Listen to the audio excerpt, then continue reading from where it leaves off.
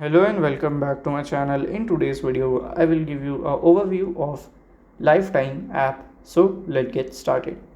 So we can just search for the Lifetime app at here. Okay. So as you can see here, Lifetime app. So basically this app is for TVs and movies. So just open this app. Okay. So we can just see here, we have to click on yes. So you can just allow. So from here you can see the TVs and movies on your device. Okay, so here you can see there are many movies and TVs. If you want to buy their premium, you can buy it. Okay, and there are many options. You can just represent on your TV screen and you can do much more things from here. So it's a very easy to use app and very good app to use. And if you have any question, you can let me know in my comment section. And if you find this video helpful, make sure you like, subscribe and share the video. Thank you for watching.